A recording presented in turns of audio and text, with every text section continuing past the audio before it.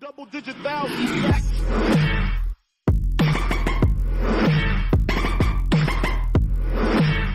So I watched the leaked episode of Game of Thrones. It was season 7, episode 4.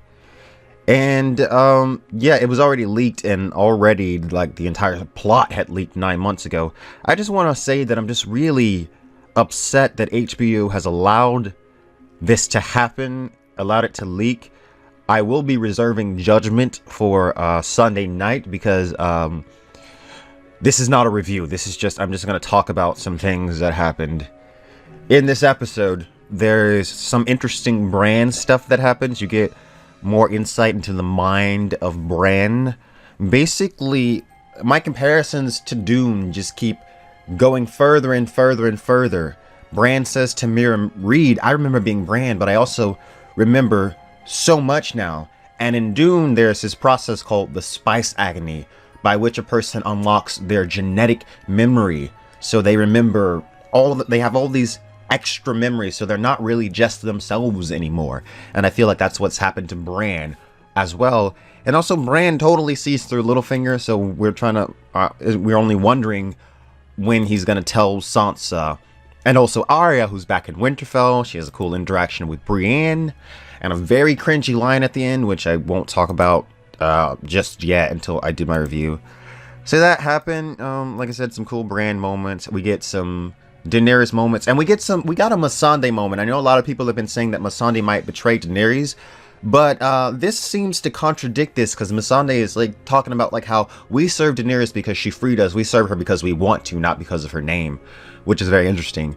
Daenerys also finds out that they're losing, that they've taken Castle Rock, and that but things haven't gone the way they should. So Daenerys is like, no, I gotta do something. I gotta take my dragons and go.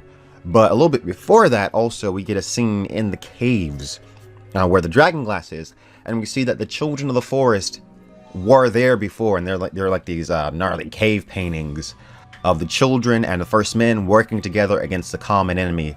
And yeah, I'm just gonna say it. They're building up this Jon Snow and Daenerys romance. It's happening. It's definitely happening. So yeah, so that's something to look forward to, I guess, if that's what you look forward to. But yeah, the Jon Snow Daenerys romance is definitely happening. We get some Arya. I said the Arya and Brienne stuff. Well, Theon comes back. Theon comes back to Dragonstone, and we get what we expected with Theon and Jon Snow. Jon Snow, I'd kill you. I'd kill you if it wasn't for what you did with Sansa. Yeah, it was nothing. Which is nothing super impressive. It was just, you know, what everyone expected. And then the final scene was pretty gnarly. It was pretty gnarly, even though it was pretty much laid out in the leaks. The Field of Fire. The Dothraki are coming. You hear them screaming, and they're like, "We can hold them off." And then you hear the fucking dragon roar, and it's really fucking badass. I'm not gonna lie. I can't wait to see this on my 4K TV. But like, Daenerys comes in and she's like, "Dracarys," and she breaks their line, and the Dothraki just go through, and it's just nuts, and she's just Dracarys everywhere. Very neat to see the dragon in battle finally. And the scorpion comes into use. I was so nervous. I was so nervous about this scorpion. You guys, as you might know, I'm not the biggest fan of Bronn. I've kind of wanted him to die for a long time. I know a lot of people love him, but for me, he's just not a character that I connect with or like a lot. And basically, Bronn gets the scorpion and he fires it at Drogon, and I was literally biting my nails, like, oh my god, if he kills Drogon, I'll cry. And Drogon gets hit, but it doesn't, like, it goes through his arm. And like, well, Daenerys, while he lands, Daenerys destroys the scorpion, so like, there's no more of that, at least on this battle. Daenerys gets off of him to pull it off, and Jaime and Tyrion's watching this whole battle. I'm sorry if this is rambling. I'm not editing this. I'll edit my review later on. But like, I'm too excited not to talk about this. But as Dany is trying to pull it out, Jaime, like an idiot, like I knew this is what was happening. I knew from the very beginning. Go watch my trailer review. I knew that Jaime was charging the wounded dragon. So he's going for this dragon, and the dragon turns, and the dragon's just like, I'm gonna kill you. And then obviously what the leak says, Bronn comes in just in the nick of time and throws him out of the way. And that's the way the episode ended. And I'm looking forward to seeing it in HD, I guess, and seeing if it's any better. I'm not gonna, like I said, I'm not gonna judge it. I'm just telling you guys that I watched it, and I'm gonna let it fester inside of me. I'm gonna probably watch it again, and then I'm gonna watch the episode again on Sunday night.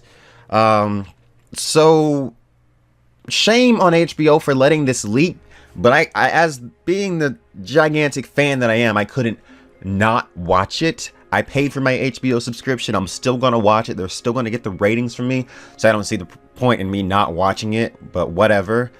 So if you did watch it, like I said, try to reserve judgment, because this, like, at least the version that I watched wasn't the best quality, so I want to wait till I see it in the best possible quality to judge it.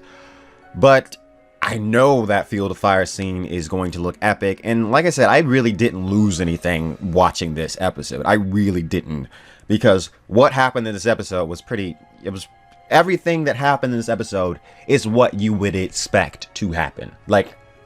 Seriously, almost everything that happened in this episode was what you would expect to happen. So it's not like I've lost anything watching it. But yeah, I watched it, and yeah, if you want to do some digging and watch it, then